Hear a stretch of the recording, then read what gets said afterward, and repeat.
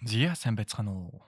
За манай суугийн бичлэгийг хүлээн үздэг хүмүүстээ та бүгдэнд үнэхээр их баярлалаа. За өмнө Samsung утасны талаар бид нар бол ярилцсан. Гэхдээ би та бүгдэд дурднаар л Google Pixel хэмээх нэртэй утсыг би дараагийн бичлэг болгож хийнэ гэж хэлсэн байгаа.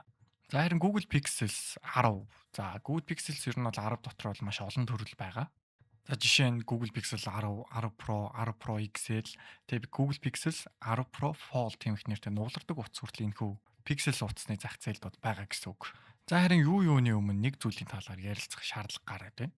За өнөө цагийн үед утас бол одоо маш олон төрөл болчиход байна. За жишээ нь чи тоглоом тоглох сонирхолтой хүн бол тоглоомын утас гэж байна. За Red Magic ч юм уу жишээлбэл ROG Phone-уудыг бид нэр энэ дээр дурдж өгч болно. Харин ердийн хэрэглээ гэвэл за Samsung-ийн утаснууд S26, за Xiaomi, Redmi-ийн утаснууд эсвэл тэр бүхэл iPhone хүртэл бид нар ярилцаж болно.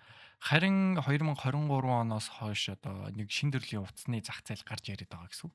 За энэ нь ямар утасны зах зээл вэ гэхээр AI дээр суурилсан.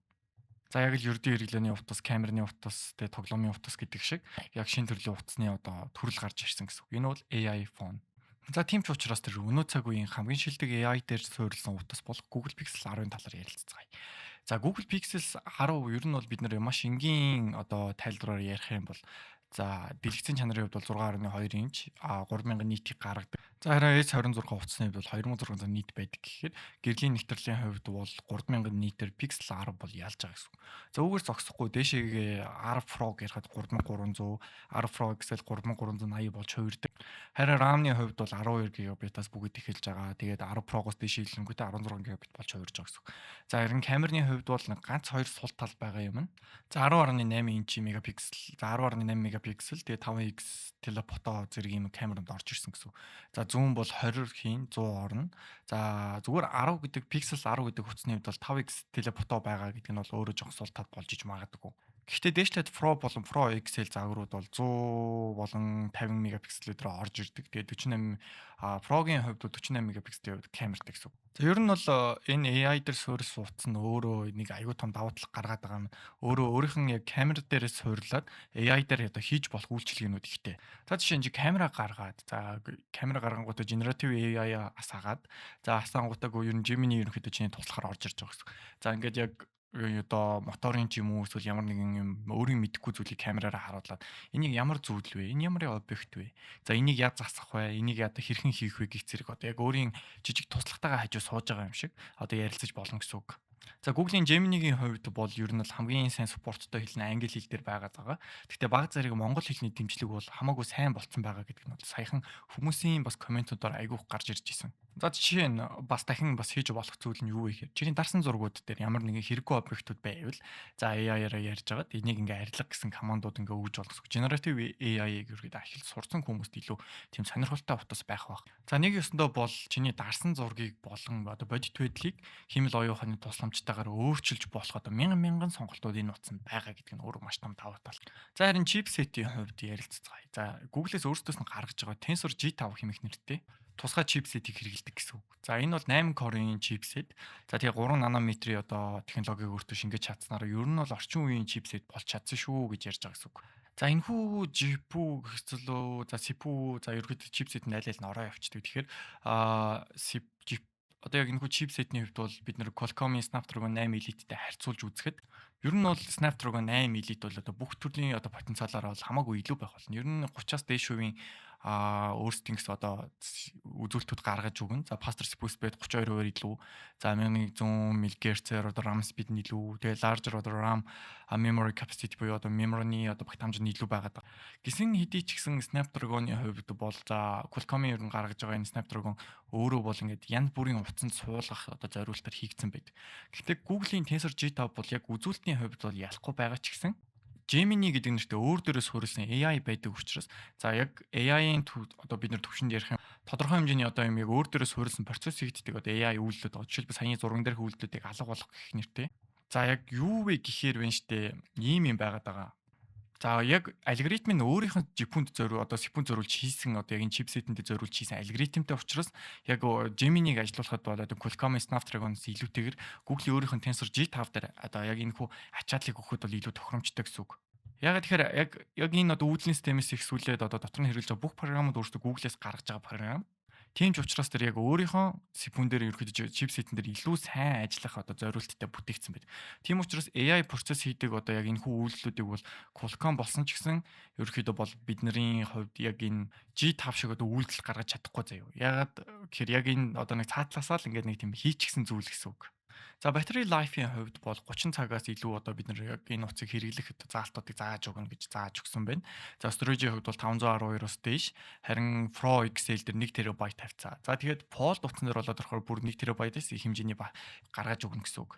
За хамгийн том давуу тал нь юу вэ гэхээр Google гэдэг одоо компани чинь өөрөө Android үйлдвэрлэлийн системийг эзэмшигч компани. За Redmi, Xiaomi за тэгээ Samsung-ийн утсан хүртэл одоо Android үйлдвэрлэлийн системийг хэрэглээд өөрсдийнхөө OS-ийг одоо салбарлуулж гаргасан байдаг. За ерөнхийдөө бол наад чиг одоо програм хангамжийн мэрэгчлэлтэй хүмүүс байдаг бол LTS буюу одоо long term support гэдэг зүйлийг бид нар их хардаг. За ямар ч гэсэн өөрийн гэсэн үйлдвэрлэлийн систем нь өөрөө одоо хэр удаан хэрэглэх боломжтой вэ гэдгийг нь яг энэ дээр гаргаж өгсөн байна. За OS апдейт нь бол 7 жилийн одоо supportтай байгаа гэсэн байгаа. Тийм ч учраас тэр ер нь бол нэлийн аюулгүй үе гэстэй. Тэгээ 7 жил хүртэлх дэмжлэгтэй. Тэгээ дээр нэмээд одоо яг одоо Play Store-оос эсвэл ер нь Google-ийн үйлчлэгээнүүдийг хэрэглэхэд яг энэ утсан дээр л яг суурилж яг ингэж гаргаж өгсөн байдаг болохоор бид бүгдийн хувьд бол илүү хэрэглэхэд тохиромжтой байх. За ер нь дэлхий бол одоо сүүлийн үед ер нь 3 хуваагдчихад байгаа. Дэлхийн утасны одоо хэрэглэгчдийн хувьд бол Google-ийн үйлчлэгийг нэгт хэрэглэдэг орнууд гэж байна. За Gmail, YouTube, за тэгээд дээр нэмэн Google Drive гэх зэрэг юм одоо бидний өдөр тутамдаа хэрэглэдэг одоо Google үйлчлэгийн зөндөө байгаа шүү. Гэтэл хятад утаснуудын хувьд бол Google-ийн үйлчлэгээс бүтэн татгалзаад өөрсдийнхөө одоо үйлчлэгийг хэрэглэдэг. Тэр нь яг энэ тал дээр одоо биднэрт бол маш том сул тал болдог өгөөд ер нь баг энэ одоо Redmi-гийн эсвэл Xiaomi-гийн утас авлаа гэхэд бид нар яг энэ утасныхын хэргийг яг 100% та гаргахад айгүй хэцүү байдаг шалтгаан нь Google-ийн үйлчлэгээтэй ер нь хамтарч ажиллах систем нь айгүй муу байгаад. Харин Google өөртөө зориулж утас гаргасан болохоор энэ удаа бид нар ягаад тэгэхээр манай улсын хувьд бол ерөөхдөө Google-ийн үйлчлэгийг хүн болгон хэрэглэдэг учраас энд биднэрт ер нь бол илүү тийм амар байх утас гэдгээр л давуу талтай болчиход байна л да. За тэгээ софтвер яриад үргэлжилж байгаа гэх яасан бэ гэхээр яг софтверын хувьд бол энд яг айгүй том шинжилэл хийж байгаа зүйл нь за нэгт өөрсдийнхөө одоо чипсетийг хэрэглэдэг боллоо. За энэ чипсетийг хэрэглэнгүүт утасны одоо battery life буюу тэрнийг илүү уртсгаад за өмнөх загвараас илүү одоо 30 хэдэн цаг хүртэл бид нэр аваад ирсэн байгаа гэсэн үг заяа. Тэгэхээр яг нэг удаагийн хэрэглээ нь бол нэлээд дайггүй болчоод байгаа. За тэгээд IP одоо нэг шороо тоосны хамгаалалтын одоо сертификатуудыг бас бүгдийг хангачихсан. Тэгэхээр бас нэлийн бүх утас гэсэндээ бас ороход бол маш зүг байх. За чаржерын хувьд бол за ер нь Европ, Америк төвтэй утаснууд бол ер нь чаржер аягүй муутай байдаг. За Pixel ч гэсэн яг үнийг дагаж ийн заяа. Ягаад тэгэхээр 45 ваттын чаржертэй. За өнгө дизайны хувьд одоо үргэлжлүүлж ярихад бол за энд ерөөхдөө дөрвөн өнгөний сонголт гарсан байна. За эхнийх нь Obsidian, хоёр дахь нь Lemongrass, за гурав дахь нь Frost. За тэгээд дөрөв дахь нь Indigo гэх нэртэй өнгөнүүд байдаг. За ер нь Google-ийн яг өөрийнх нь бас нэг хэрэгэлдэг өнгөнүүд гэж бас тусдаа нөгөө өнгөний палет гэж байдیں۔ Тэрэндээ яг тааруулаад өнгөнүүд гаргасан байгаа. Тэгээд яг энэ утсыг бас нэг тийм бас айгүй чимж байгаа юм нь болохоор загвар нь айгүй гоё чимээд байгаа юм уу хагас юм 100 төр хэлбэртэй. За тэгэнгүүтээ дээр нэмээд энэ дээр байгаа камерууд нь айгүй гоё таарсан. Яг нэг юм ухаалаг тийм бот ингээд за ер нь нэг хуучны кинонууд дээр гардаг байсан нэг тийм одоо роботнуудтай ижлэхэн загвартай одоо хийгсэн гэсэн үг. За энэ утасны талаар бас айгүй том сул талын ярилцах цаг ирлээ. За ерөөд сул талын хувьд бол за энэ утас өөрөө бол нэг Азийн зах зээлд бол нэг айхтар ороогүй утас байгаад байгаа. За яагаад ороогүй вэ гэхээр энэ ерөөхдөө англи хэлтэй эсвэл европ хэлтэй орнуудад ерөөхдөө зориулсан утас. За яагаад гэхээр химэл оюун ухаан дээр бид нэ суурилсан generative AI-г ер нь хамгийн шилдэг ажилуулах хэл нөр англи хэл дээр л ажилуулна. За тийм ч болохоор Америк, Аз, Asia Pacific, Европ гэсэн гурван регионд л зарж байгаа гэсэн. За тэгээ Ази регионд нь Шинэ Зеланд, Сингапур, Тайван, Малайз, Энтхэг, Япон, Австрали тэгэл болоо. За Америкийн зах зээлд бол USA, Канада, тэгээд Порто Рико, Канада, тэгээд Европод бол Европын баг бүх орнд худалдаалагдахаар орж ирсэн. Тийм ч учраас бид нар бас яг худалдаж авахд бол энэ утсыг бол нэлийн асуудалтай гаднаас захиаж авч ирнэ. Тэгээд дээр нэмээд бас иймэрхүү усан регион логтой гэдэг учраас Монголд бас ажиллах үгүй нь бас жоохон хэцүү байгаа гэсэн үг.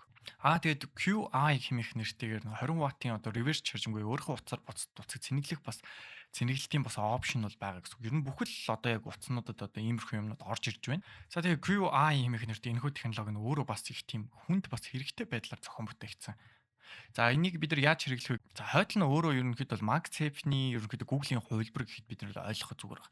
За утсан дээрээ хаваачаад ямар ч хамаагүй одоо яг өөртөө зориулсан соронзон эдлүүдийг нааж өгч болно. За ингээ наангууд за хойдлынх нь утсан дээр чинь наалдаад бид нар утсан дээр нөгөө finger tap зэрэг юм яг туслах төхөөрөмжөнд худалдаж авдаг байсан бол тийм юмнуудыг зур соронзоор шийдээд хойно дараад л солиод за эсвэл утас тогтоогч ч юм уу эсвэл гарт барихад илүү эвтэйхэн болох утасны наалтууд ч юм уу янз янзын юм төхөөрөмжүүдийг бид нар нэмэлтээр энэ дээр суулгаж өгч болно гэсэн үг.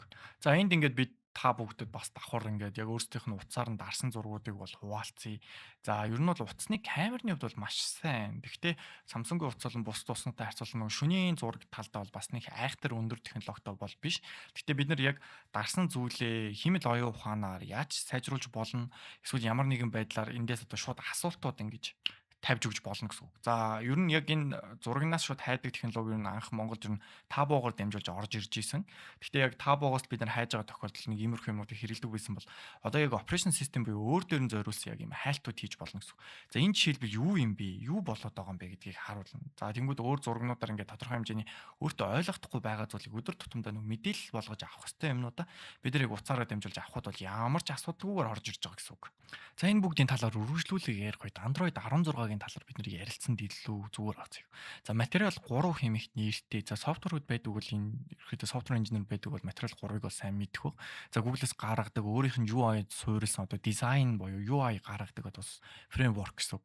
За энэхүү яг UI нь өөрөө дотор нь байгаа бүх аппликейшнуудыг илүү тийм биднэрт хэрэглэхэд эвтэйхнэр за илүү хувь хүн зориулсан илүү өнгөлөг байдлаар за тэгээ илүү тийм stylish буюу одоо стиллэг байдлаар одоо гаргаж өгсөн гэсэн үг. За энэ бүх зүйл бол Google утсыг бол маш simple утас заяа. Маш их одоо хэрэглэхэд эвтэйхнэр гэхдээ маш цэвэрхэн одоо загвараа гарч ирсэн. Бусад утасны OS-үүдтэй харьцуулахад бол учир нь олдохгүй одоо маш олон төрлийн програм болон маш олон төрлийн одоо бид нар юмыг шахдаг бол Google-ийн хувьд бол биднэрт яг л өнөөдөр хэрэгтэй юмнууд яг л одоо чамд хэрэгжилж болох зүйлсийг одоо гаргаж ирсэн байдаг гэсэн. Ганцхан сул тал нь бид нар яг энэ generative AI хэрэгэлдэг хүмүүст илүү одоо баг илүү чухал утас болсон гэвэл зүгээр баг. За өдөр тутамдаа бид нар ChatGPT-с ихсүүлээд AI дээр одоо маш олон зүйлийг хийлгэж болж байна. Хамгийн гоё юм Google-ийн бас энэ Pixels утсаар өөрөөр нь видео генерэйтэлж болдог гэдэг нь өөрөө маш сонирхолтой. Тодорхой хэмжээнд бид нар бичлэг хийлээ наачиг одоо content creator хүмүүс байлаа гэдэг. Generative AI хэрэгжилж байгаа одоо зүйлсд илүү амар болгож ирж байна. Тийм ч учраас өнөөдөр Google утас бол ямар ч одоо бусад AI утаснуудтай харьцуулахад хамгийн шилдэг утас гэдэгт бол яалтчгүй үнэн болцоод байна. Яагаад вэ гэвэл маш ойлгомжтой. Яагаад гэвэл биднэрт одоо хэрэглэхэд одоо Google-ийн бүхэл үйлчлэгийг Монголд бол хэрэгжилж байгаа. Тийм ч учраас бидэрт амархан байна. Өөр бусад утастай харьцуулъя. Samsung-д бол биднэрт ойлгомжгүй юмнууд байдаг. Солонгос хэлний маш олон бүрлүүдийг шахдаг. За Xiaomi болон Redmi-г усан бид нар бүр маш ойлгомжгүй юмнуудыг шахдаг. iPhone бол өөрөө бас жоохон UI-ийн хувьд бол хэрэглэхэд нэлээд хэцүү төр утас байдаг. Тэгээ дээр нь нэмээд үнэ ханшийн хувьд бол $800-оос эхэлж байна. За тэгээ Pixel 10 Pro Fold бол $1499, $799, 10 Pro XL бол $1199. За хамгийн ер нь дундаж утсыг бид нар авлаа гэж одоо Pixel 10 Pro л өөр $1000 үнэтэй зарагдаж байгаа гэсэн үг. За Samsung-аас илүү зүйл бол UI болон өөрсдийн дотоод OS болон яг энэ түрүүн S26 дээр ярьж ирсэн утгагүй AI технологиудыг аль хэдийн энэ утсан дээр суулгацсан байгаа. Тэр дундаа ChatGPT араас орох ус одоо Gemini AI-г хэрэгжилж одоо яг энэ хуудсыг хэрэглэнэ гэдэг бол биднэрт илүү амар байгаа гэсэн үг. Харин iPhone-тай харьцуулж ярихад бол 10 Pro Fold утас хэмээх нэртэй одоо нугалардаг утасны зах зээлд бас хөл тавьж орж ирсэн утас. Тийм ч учраас тэр iPhone-оос энэ талаараа бол хамаагүй илүү. Гэхдээ ер нь бол угаасаа л илүү утас байна гэж хэлье. За баярлалаа тэгээ та бүгдэд энэ хүртэл үзэж сууж агаад. За тэгээ дараагийн бичлэгээр иргэн уулзцаая. Өөрсдийнх нь дуртай утсуудыг бас комент хэсэгт биднэрт надад suggestion маягаар оруулж өгөөрэй. За тэгээд энэ хүртэл миний одоо review хийдэг бичлэгийг үзэх дуртай та бүгдэд үнэхээр их баярлалаа. Дараа уулзцаая. Түр баяртай залуусаа.